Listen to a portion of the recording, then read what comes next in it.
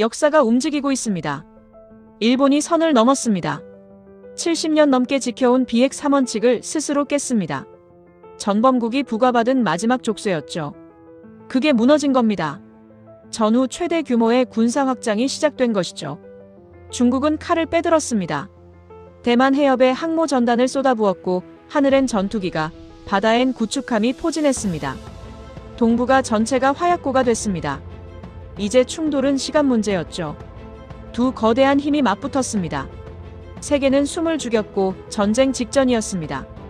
그런데 놀라운 일이 벌어졌습니다. 전 세계 전략가들의 보고서가 하나둘 나오기 시작했습니다. 나토 본부, 미국 국방부, 유럽 각국 싱크탱크.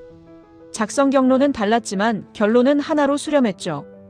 이 지역의 운명을 결정할 진짜 열쇠는 중국도 일본도 아니다. 바로 한국입니다. 두 거인 사이에서 70년간 묵묵히 버텨온 나라. 세계가 지금 주목하고 있습니다. 2024년 3월. 일본이 선을 넘었습니다. 70년 이상 절대 건드려선 안 되는 금기였죠. 전범국의 평화헌법. 무기를 팔 수 없다, 군대를 가질 수 없다는 철칙이었습니다. 그런데 그게 깨졌습니다. 패트리엇 미사일 완제품 수출 승인. 저는 그 뉴스를 보는 순간 등골이 서늘해졌습니다. 동아시아가 흔들리기 시작했거든요. 아니, 폭발 직전이었습니다. 저는 마커스 블랙우드, 영국 출신 국제안보 전략가입니다. 27년간 전쟁을 연구해왔죠. 유럽안보연구소에서 동북아 군사 전략을 담당합니다. 냉전이 끝난 뒤 이 지역만큼 위험한 곳은 없었습니다. 일본, 중국, 북한, 대만. 화약고였죠. 그날 아침 저는 런던 사무실에 앉아 있었습니다. 모니터에 속보가 떴죠. 일본 정부가 패트리엇 미사일 시스템을 해외에 수출하겠다고 발표했습니다. 부품이 아니라 완제품이었습니다. 1945년 이후 처음이었죠. 동료들이 모여들었습니다. 모두의 시선이 일본으로 쏠렸죠. 나토 본부에서도 긴급 회의가 소집됐습니다. 서방 전문가들의 반응은 한결같았습니다. 일본이 움직였다. 동아시아의 축이 바뀐다. 저 역시 그렇게 생각했습니다. 일본의 군사대국화가 이 지역 전체를 좌우할 거라고 말입니다. 하지만 뭔가 이상했습니다. 일본 내부 분위기가 예사롭지 않았거든요. 며칠 뒤 더 충격적인 뉴스가 터졌습니다. 일본 정치인들 사이에서 비핵 3원칙 재검토 발언이 나온 겁니다. 핵무기를 만들지도 갖지도 일본 땅에 들여오지도 않겠다는 약속이었죠. 1967년 이후 일본이 스스로 지켜온 철칙이었습니다. 그런데 그걸 다시 검토하겠다는 겁니까? 저는 자료를 뒤지기 시작했습니다. 일본 국회 회의록, 언론 보도, 여론 동향. 모든 게 한 방향을 가리키고 있었습니다. 일본이 평화헌법 개정까지 손때려 한다는 사실이었죠. 2차 세계대전에서 패전한 뒤 일본은 헌법 구조에 묶여 있었습니다. 전쟁을 일으킨 나라니까 군대를 가질 수 없다는 조항이었습니다. 70년 넘게 지켜진 마지막 밧줄이었죠. 그런데 일본이 그 밧줄까지 풀려하고 있었습니다. 중국이 즉각 반발했습니다. 러시아도 경고 성명을 냈죠. 대만 해협 긴장도 치솟았습니다. 중국 해군이 대만 주변에 전진 배치됐거든요. 위성 사진을 보는 순간 저는 숨이 막혔습니다. 항모 전단이 움직이고 있었습니다. 저는 상부에 보고했습니다. 동아시아는 지금 전쟁의 냄새가 납니다. 그날 밤 연구소는 비상이었습니다. 긴급 분석 회의가 열렸죠. 동료들은 모두 일본 이야기만 했습니다. 일본의 재무장이 핵심이다. 일본이 강해져야 중국을 견제할 수 있다. 저도 고개를 끄덕였습니다. 데이터가 그렇게 말하고 있었으니까요. 하지만 이상했습니다. 뭔가 빠진 것 같은 느낌이 들었거든요. 일본은 분명 강력합니다. 경제 대국이고 기술력도 뛰어나죠. 하지만 관료주의가 심합니다. 의사결정이 느리고 군사적 경험도 부족합니다. 70년 넘게 전쟁을 하지 않았으니까요. 과연 일본만으로 이 지역을 안정시킬 수 있을까? 의문이 들었습니다. 그때 문득 떠오른 얼굴이 있었습니다. 10년 전 영국군 합동훈련에서 만났던 한국군 장교였죠. 박준성 대령. 그의 눈빛이 기억났습니다. 전쟁을 준비하는 군인의 눈이었거든요.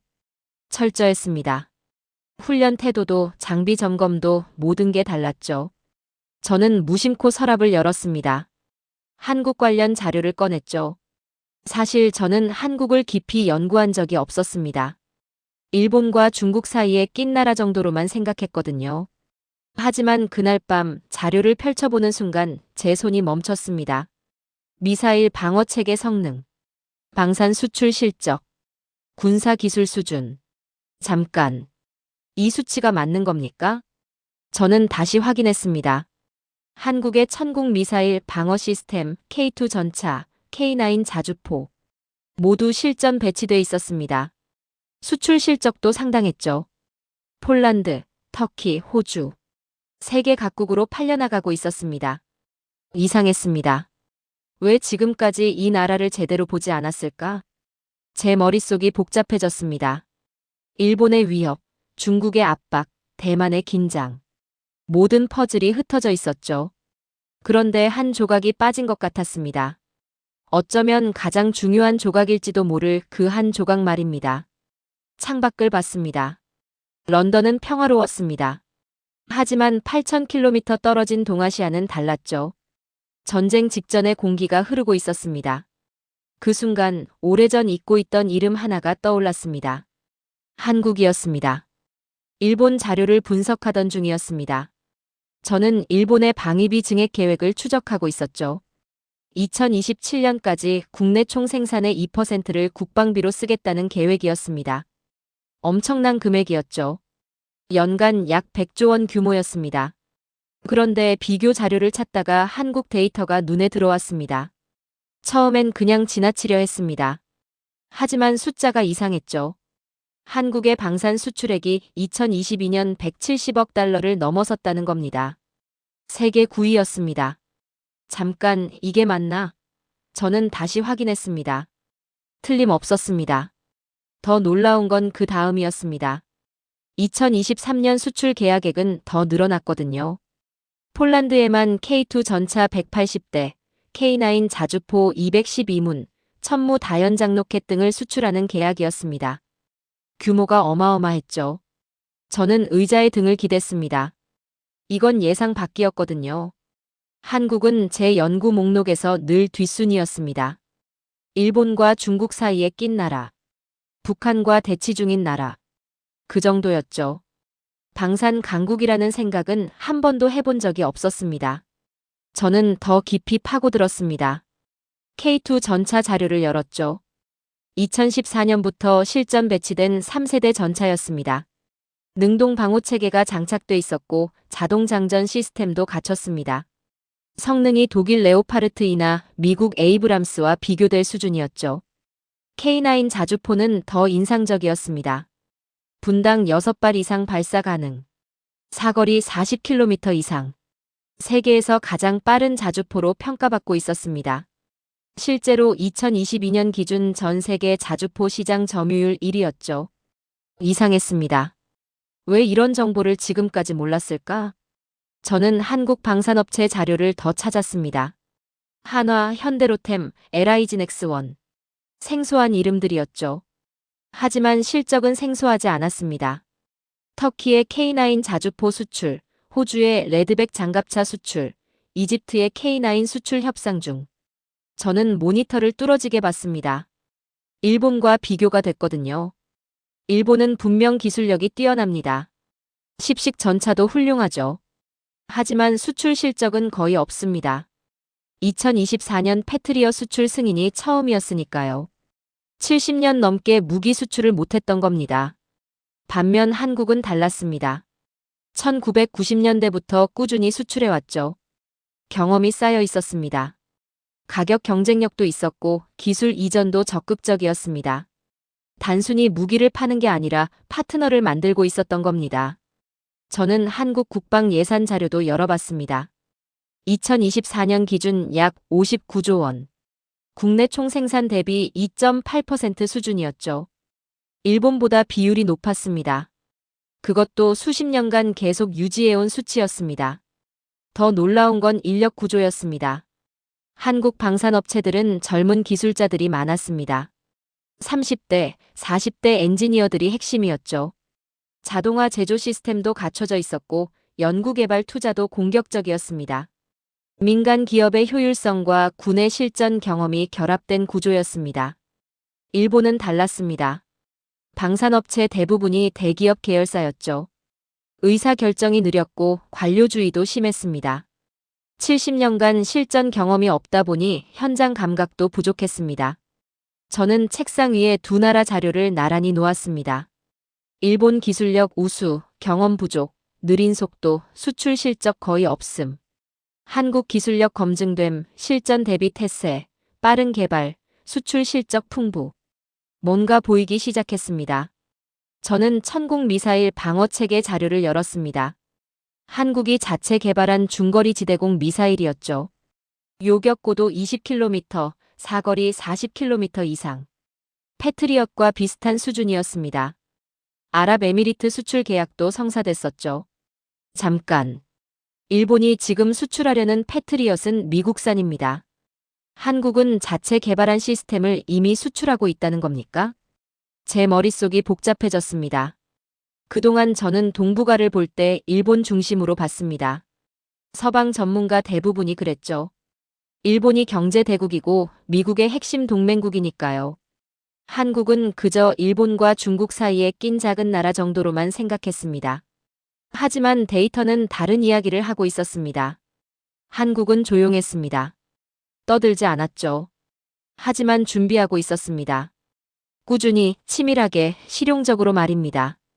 일본이 70년간 못했던 걸 한국은 이미 해내고 있었던 겁니다. 저는 창밖을 봤습니다. 런던 하늘은 흐렸습니다. 하지만 제 머릿속엔 한 가지 생각이 선명해지고 있었죠. 혹시 내가 잘못 본 건 아닐까? 동아시아의 진짜 균형추는 일본이 아니라. 그 순간 전화벨이 울렸습니다. 상부였습니다. 일본 군사대국화 관련 긴급 보고서를 요청했죠. 저는 전화를 끊고 한국 자료를 다시 봤습니다. 뭔가 시작되고 있었습니다. 제 머릿속에서 말입니다. 일주일 뒤 기회가 왔습니다. 유럽안보연구소에서 주최하는 화상 세미나였죠. 주제는 동북아 미사일 방어와 방산 협력이었습니다. 참석자 명단을 보니 한국 방산업체 관계자들도 포함돼 있었습니다. 저는 관심이 생겼습니다. 직접 들어볼 기회였거든요. 세미나 당일 화면에 한국 측 발표자가 나타났습니다. 40대 중반으로 보이는 남성이었죠. LIG넥스1 미사일 연구소 소속이라고 소개했습니다. 표정이 차분했습니다. 과장된 제스처도 없었죠. 발표가 시작됐습니다. 그는 천공 미사일 방어체계 개발 과정을 설명했습니다. 화려한 수사는 없었습니다. 대신 데이터가 있었죠. 요격 성공률, 반응 속도, 동시 표적 처리 능력. 모든 게 숫자로 증명됐습니다. 저는 고개를 들었습니다. 이건 영어 프레젠테이션이 아니었거든요. 그는 실전 배치 사례도 언급했습니다. 북한의 단거리 탄도미사일 위협에 대응하기 위해 개발됐다고 했죠. 실제 위협, 실제 필요, 실제 해결책. 논리가 명확했습니다. 질의응답 시간이 왔습니다. 저는 질문했습니다. 패트리엇과 비교했을 때 천궁의 장점은 무엇입니까? 그의 대답은 간결했습니다. 기동성과 유지 비용입니다. 천궁은 이동 배치가 빠르고 운용 비용이 30% 낮습니다. 그리고 우리는 실전 데이터를 갖고 있습니다. 실전 데이터. 그 말이 제 귓가에 꽂혔습니다. 한국은 70년 넘게 휴전 상태입니다. 북한과 비무장지대를 사이에 두고 대치 중이죠. 포격 도발도 있었고 미사일 발사도 수없이 있었습니다. 한국군은 그 모든 상황을 실시간으로 감시하고 대응해왔던 겁니다. 일본은 달랐습니다. 70년간 전쟁이 없었죠. 실전 경험이 없었습니다. 훈련은 많이 하지만 진짜 위협 앞에서 작동하는지는 모르는 겁니다. 세미나가 끝난 뒤 저는 개별 미팅을 요청했습니다. 한국 측이 수락했죠. 며칠 뒤 다시 화상으로 만났습니다. 이번엔 좀 더 구체적인 질문을 했습니다. 한국의 미사일 방어 체계는 얼마나 자주 가동됩니까? 그의 대답은 충격적이었습니다. 24시간 365일 가동 중입니다. 북한의 도발은 예고 없이 옵니다. 우리는 항상 준비돼 있어야 합니다. 항상. 그 단어가 무게감 있게 다가왔습니다. 저는 더 물었습니다. 실제 요격 시뮬레이션 결과를 볼 수 있습니까? 그는 잠시 망설이더니 일부 자료를 공유했습니다. 기밀이 아닌 범위 내에서였죠. 화면에 그래프가 나타났습니다. 요격 성공률 95% 이상. 반응 시간 평균 8초 이내. 동시 표적 처리 최대 6개. 숫자들이 또렷했습니다. 저는 숨을 멈췄습니다. 이건 일본이 따라올 수 없는 수준이었거든요. 일본의 패트리어 시스템은 미국산입니다. 성능은 검증됐죠. 하지만 일본 자체 기술이 아닙니다. 운용 경험도 제한적입니다. 실전 데이터도 없습니다. 반면 한국은 모든 걸 갖고 있었습니다.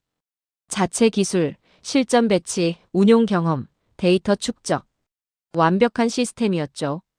저는 질문을 이어갔습니다. 한국군의 대비 태세는 어떤 수준입니까? 그는 잠깐 생각하더니 조심스럽게 말했습니다. 저희는 전쟁을 원하지 않습니다. 하지만 당하지도 않을 준비를 합니다. 북한은 서울에서 50km밖에 떨어져 있지 않습니다. 방심하는 순간이 곧 재앙입니다. 그 한마디가 제 안에서 울렸습니다. 당하지 않을 준비. 간단한 문장이었지만 무게가 달랐습니다. 이건 구호가 아니었습니다. 생존의 문제였거든요. 저는 문득 10년 전 기억이 떠올랐습니다. 영국군 합동훈련에서 만났던 박준성 대령. 그의 눈빛이 생각났죠.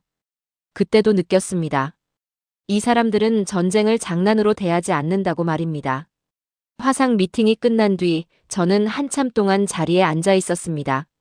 제 머릿속이 정리되기 시작했습니다. 일본은 강력합니다. 경제력도 있고 기술력도 뛰어나죠. 하지만 준비되지 않았습니다. 70년간 평화에 익숙해졌거든요. 중국은 위협적입니다. 군사력도 막강하고 야망도 큽니다. 하지만 공격적입니다. 주변국을 불안하게 만들죠. 한국은 달랐습니다. 조용히 준비하고 있었습니다. 떠들지 않았지만 확실했습니다. 전쟁을 원하지 않지만 당하지 않을 힘을 갖췄습니다. 저는 창밖을 봤습니다. 런던 거리에 사람들이 오가고 있었습니다. 평화로운 풍경이었죠. 하지만 8,000km 떨어진 곳에선 한 나라가 밤낮 없이 깨어 있었습니다. 위협을 감시하고 시스템을 점검하고 준비를 유지하면서 말입니다. 저는 그날 처음으로 확신에 가까운 생각을 했습니다.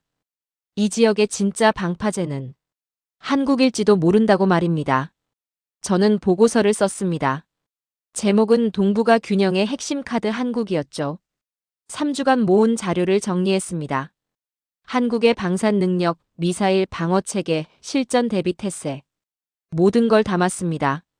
상부에 제출했습니다. 반응을 기다렸죠. 일주일 뒤 회의가 소집됐습니다. 유럽안보연구소 선임급 연구원들이 모였습니다. 제 보고서가 안건이었죠. 저는 발표를 시작했습니다. 일본 중심 전략을 재검토해야 합니다. 한국의 역할을 확대해야 합니다. 정적이 흘렀습니다. 선임 연구원 한 명이 입을 열었습니다. 마커스, 한국? 너무 과대평가한 거 아닌가?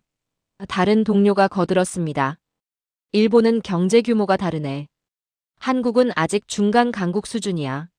제 얼굴이 굳었습니다. 또 다른 동료가 말했습니다. 일본은 미국의 핵심 동맹이야. 70년 관계지. 한국으로 축을 옮기는 건 현실적이지 않아. 회의실 분위기가 차가웠습니다.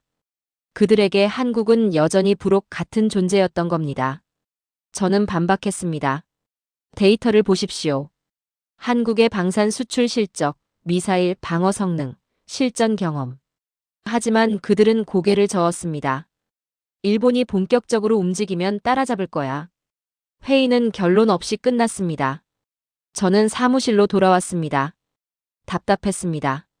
왜 보지 못하는 겁니까? 데이터가 이렇게 명확한데 말입니다. 며칠 뒤 일본에서 또 뉴스가 터졌습니다. 일본 총리가 국회에서 발언했습니다.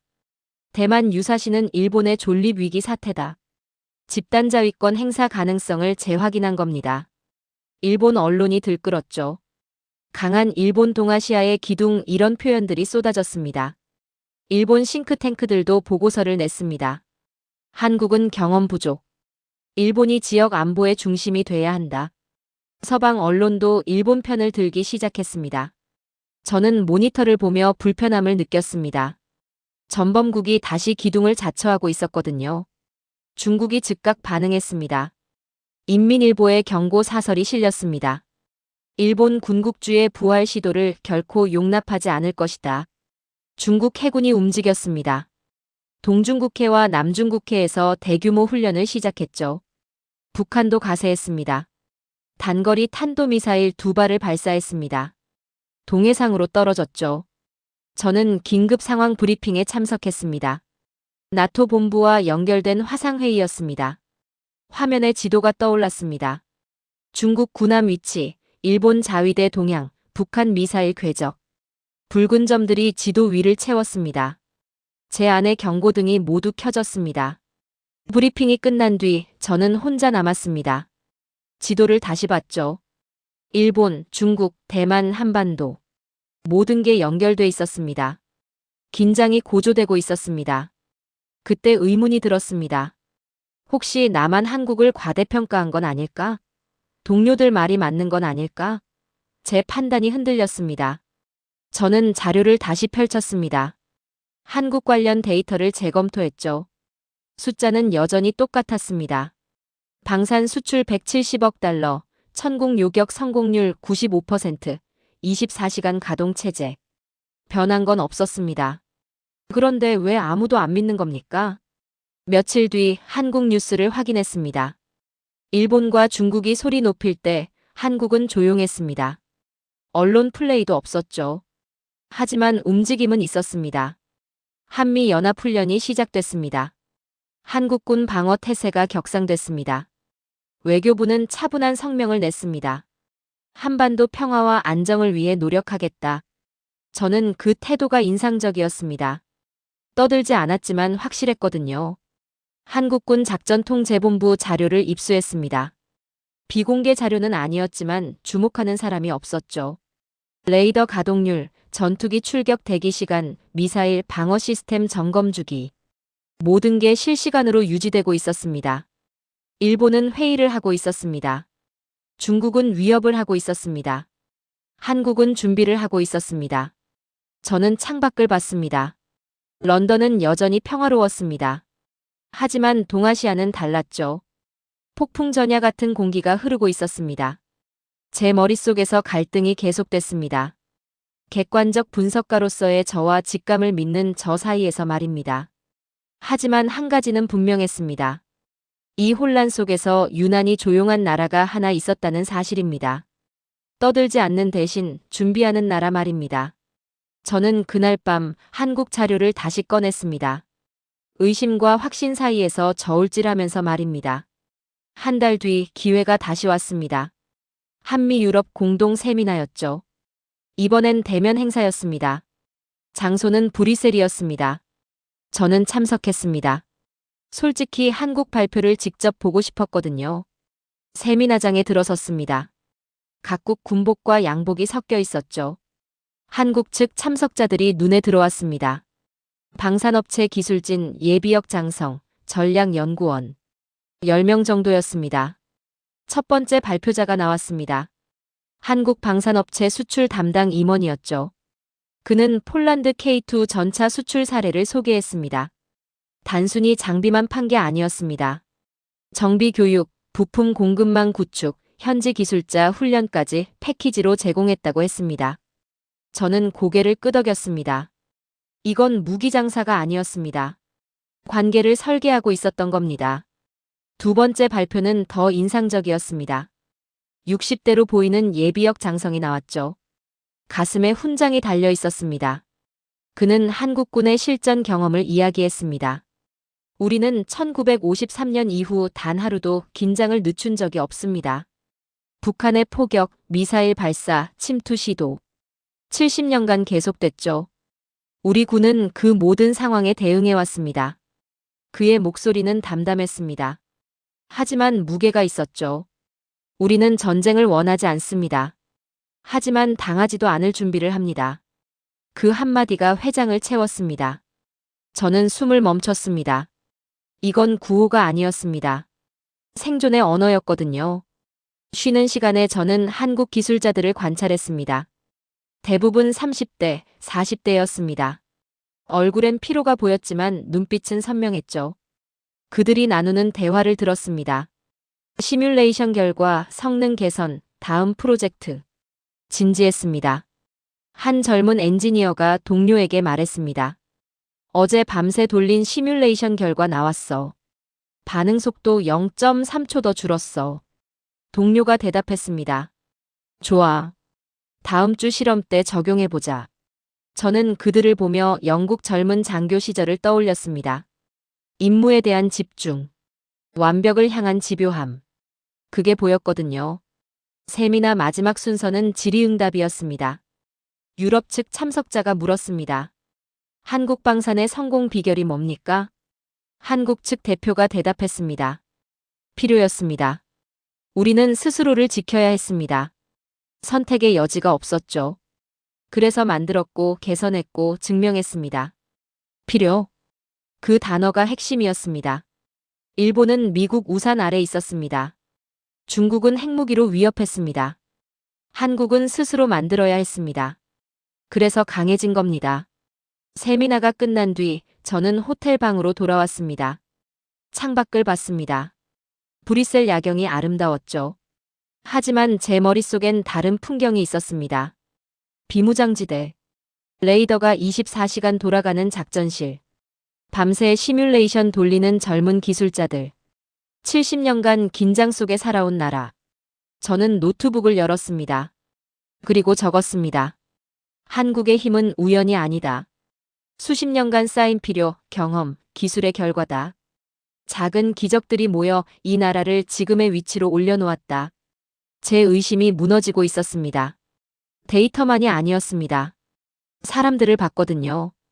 그들의 눈빛, 태도, 진지함을 목격했습니다.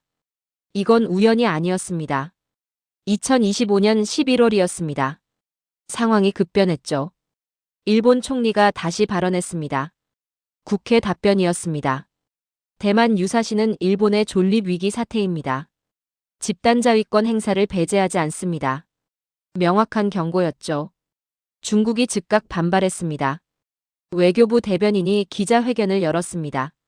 일본 군국주의 망령이 되살아나고 있다. 중국 인민은 이를 결코 용납하지 않을 것이다. 말만이 아니었습니다. 중국 동부전구 해군이 움직였습니다. 항모 랴오닝호가 대만 동부 해역으로 출항했죠. 구축함 6척이 동반했습니다. 러시아 해군도 가세했습니다. 태평양 함대 소속 함정 3척이 일본 북부 해역에 나타났습니다.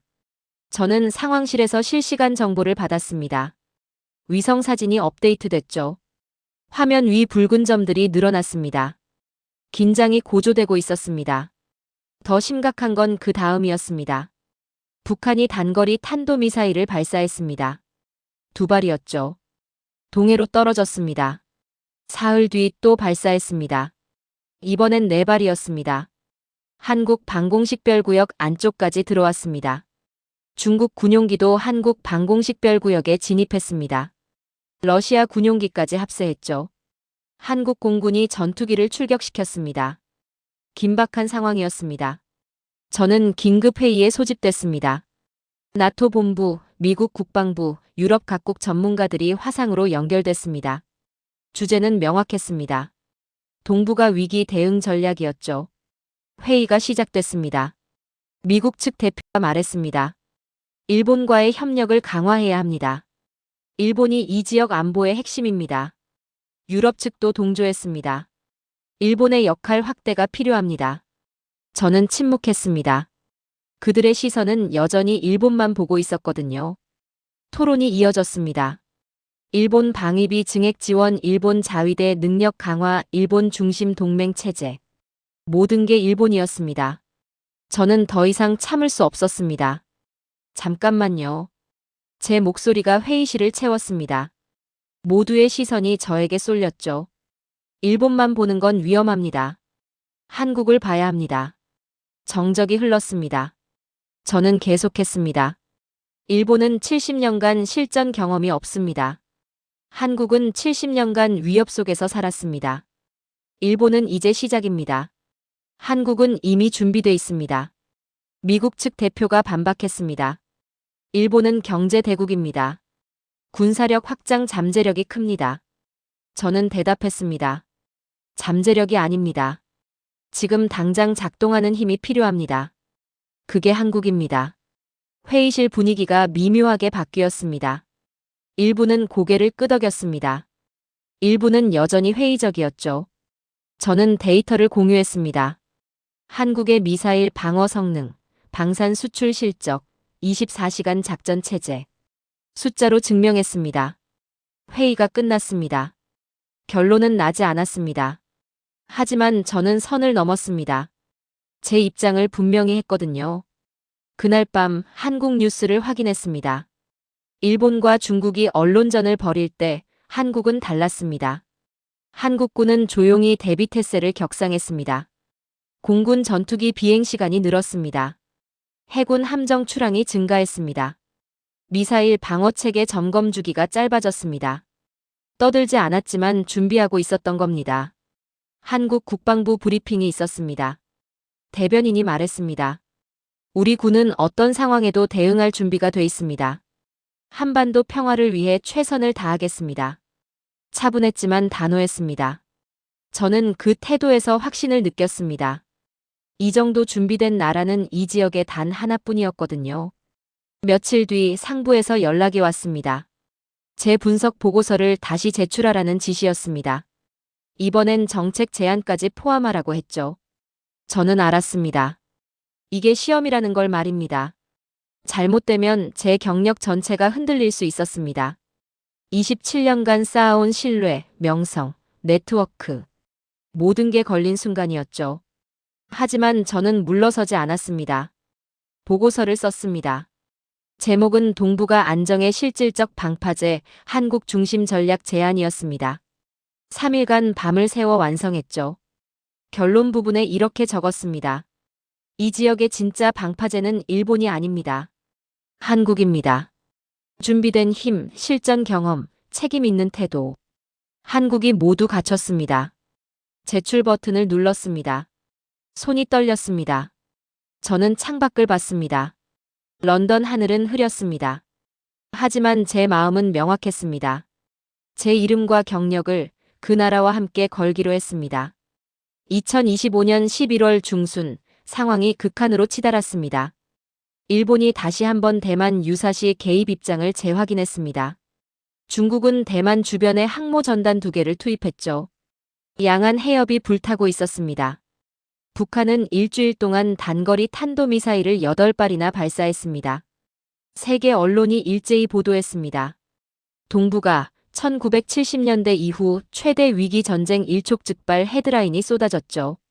저는 긴급 소집됐습니다. 나토 본부에서 주최하는 최고 위급 전략 회의였습니다. 미국 국방부 차관, 유럽 각국 안보 담당자, 일본 방위성 대표까지 참석했죠. 회의장은 긴장감으로 가득했습니다. 미국 측이 먼저 발언했습니다. 일본과의 동맹을 더욱 강화해야 합니다. 일본이 이 지역 안보의 중심축입니다. 유럽 측도 동조했습니다. 일본의 방위력 확충을 적극 지원해야 합니다. 일본 대표가 프레젠테이션을 시작했습니다. 방위비 증액 계획, 자위대 확장 방안, 미사일 방어 구축. 화려한 청사진이었죠. 모두가 고개를 끄덕였습니다. 일본 중심론이 다시 힘을 얻고 있었습니다. 저는 자리에서 일어났습니다. 잠깐만요. 발언하겠습니다. 제 목소리가 울렸습니다. 모두의 시선이 저에게 쏠렸죠. 저는 화면을 켰습니다. 준비한 자료였습니다. 이 지역의 균형추는 일본이 아닙니다. 한국입니다. 정적이 흘렀습니다. 일본 대표의 표정이 굳었습니다. 저는 계속했습니다. 지난 6개월간 저는 한국을 집중 분석했습니다. 결론은 명확합니다. 한국이 준비돼 있습니다. 화면에 데이터를 띄웠습니다. 위성사진이었죠. 한국의 작전통제본부, 레이더 기지, 미사일 발사대. 모든 게 실시간 가동 중이었습니다. 일본은 70년간 실전 경험이 없습니다. 한국은 70년간 위협과 함께 살았습니다. 일본은 계획 단계입니다. 한국은 이미 작동하고 있습니다. 그래프를 보여줬습니다. 한국의 미사일 요격 성공률, 반응 속도, 24시간 작전 체제. 숫자가 말해주고 있었습니다. 일본의 잠재력이 아닙니다. 지금 당장 작동하는 힘이 필요합니다. 그게 한국입니다. 회의장이 술렁이었습니다. 일부는 고개를 끄덕였습니다. 일부는 미간을 찌푸렸죠. 제 심장이 뛰었습니다. 27년 경력을 건 순간이었거든요. 그때였습니다. 회의장 뒤편에서 급보가 들어왔습니다.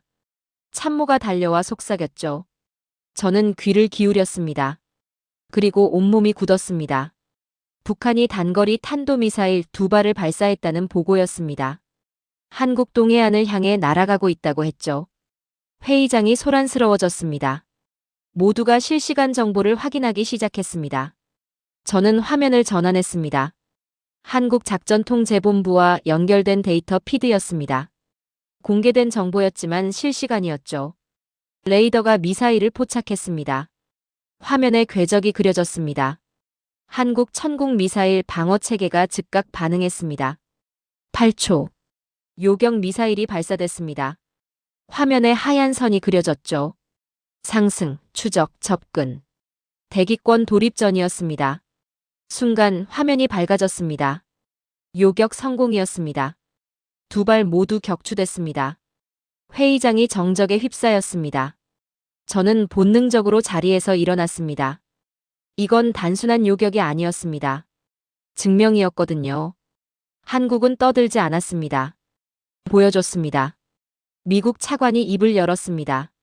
지금 실시간으로 요격에 성공한 겁니까? 저는 대답했습니다. 그렇습니다. 한국은 항상 이렇게 대응합니다. 24시간 365일. 회의장 분위기가 바뀌었습니다. 일본 대표는 말이 없었습니다. 유럽 측 참석자들이 웅성거렸죠. 한 참석자가 물었습니다. 요격 성공률이 어느 정도입니까? 저는 자료를 띄웠습니다. 훈련 기준 95% 이상입니다. 방금 보신 게 실전입니다. 회의가 끝났습니다. 결론은 달라져 있었습니다. 한국과의 협력 강화 검토 한국 방어 능력 재평가 문구가 들어갔습니다. 저는 회의장을 나왔습니다. 복도에 홀로 서 있었죠. 손이 떨렸습니다. 휴대폰이 울렸습니다. 뉴스 알림이었습니다. CNN, BBC, 로이터. 전 세계 언론이 속보를 쏟아냈습니다. 한국, 북한 미사일 완벽 요격 동아시아 최강 방어 능력 증명. 제 분석이 실시간으로 입증된 겁니다. 저는 창밖을 봤습니다.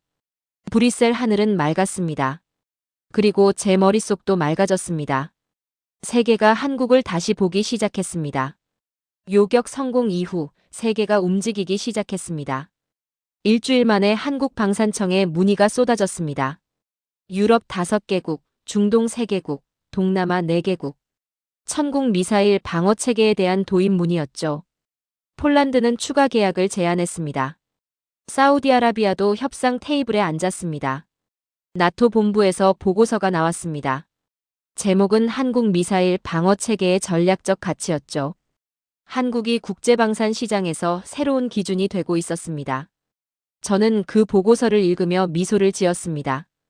6개월 전만 해도 아무도 관심 없던 나라였거든요. 일본 내부 반응은 복잡했습니다. 일본 언론이 긴급 특집을 냈습니다. 한국 미사일 방어 능력, 예상 이상 한국 방산 기술력 재평가 필요 어조가 달라져 있었죠. 일본 방위성도 긴급 회의를 열었습니다. 한국을 더 이상 무시할 수 없다는 결론이었습니다. 일본 국회에서도 논쟁이 벌어졌습니다. 평화헌법 개정 속도 조절 주장이 나왔죠. 성급한 군사대국화보다 지역 협력이 필요하다는 목소리였습니다. 중국도 조용해졌습니다. 한국의 방어 능력을 확인했으니까요. 함부로 압박하기 어려워진 겁니다. 한국 정부는 담담했습니다. 국방부 대변인이 브리핑했죠. 우리의 목표는 전쟁이 아닌 평화입니다. 하지만 평화는 준비된 힘에서 나옵니다. 절제된 메시지였습니다. 저는 그 태도에 감탄했습니다. 강한 힘이 조용할 때 더 빛이 났거든요. 나토와 유럽연합에서 한국 관련 연구가 확산됐습니다. 한국 모델 분석, 한국 방산 생태계 연구 각국 싱크탱크가 보고서를 쏟아냈죠. 제 이름도 자주 인용됐습니다. 27년 경력 중 가장 주목받는 순간이었습니다. 동료들이 달라졌습니다. 6개월 전 제 보고서를 비웃던 사람들이 이제는 질문했습니다. 한국에 대해 더 알려줄 수 있나? 저는 웃으며 자료를 공유했습니다. 한 달 뒤 저는 인터뷰 요청을 받았습니다. 유럽 주요 방송사였죠. 질문은 간단했습니다. 동북아에서 한국의 역할을 어떻게 평가하십니까? 저는 이렇게 대답했습니다. 이 지역의 평화를 지키는 진짜 힘은 언제나 조용히 준비하는 나라에 있었습니다. 한국이 그런 나라입니다. 떠들지 않지만 준비돼 있죠. 위협하지 않지만 강합니다. 70년간 전쟁과 함께 살면서도 평화를 잃지 않은 나라입니다. 인터뷰가 방송됐습니다. 반응이 뜨거웠죠. 유럽 각국에서 한국에 대한 관심이 폭발했습니다. 저는 그날 밤 오래전 이메일을 찾았습니다. 10년 전 만났던 박준성 대령에게 받은 메일이었죠. 마커스, 우리는 항상 준비하고 있습니다. 언젠가 이해해 주실 겁니다. 이제야 이해했습니다. 저는 답장을 썼습니다. 대령님, 이제 알겠습니다. 당신들이 무엇을 지켜왔는지 말입니다. 몇 시간 뒤 답장이 왔습니다. 마커스, 감사합니다. 하지만 우리는 앞으로도 같은 자세로 살아갈 겁니다. 떠들지 않고 준비하면서요. 저는 화면을 보며 고개를 끄덕였습니다. 한국에 대한 제 신뢰는 확신을 넘어 존경이 됐습니다. 27년간 전쟁을 연구했지만 이런 나라는 처음 봤거든요. 강하지만 겸손하고 준비됐지만 평화를 원하는 나라 말입니다. 저는 창밖을 봤습니다. 런던은 평화로웠습니다. 8,000km 떨어진 한반도도 평화로웠죠. 그 평화가 우연이 아니라는 걸 이제는 압니다. 누군가 밤낮 없이 지키고 있으니까요. 저는 마지막 보고서를 썼습니다. 제목은 동아시아 평화의 방패 한국이었습니다. 결론에 이렇게 적었습니다. 한국이 있기에 이 지역은 아직 희망을 말할 수 있습니다. 오늘 사연은 여기까지입니다. 작지만 강한 나라 군사력 5위 대한민국 정말 자랑스럽습니다. 긴 영상 끝까지 시청해주셔서 정말 감사합니다. 구독과 좋아요는 영상 제작에 아주 큰 힘이 됩니다.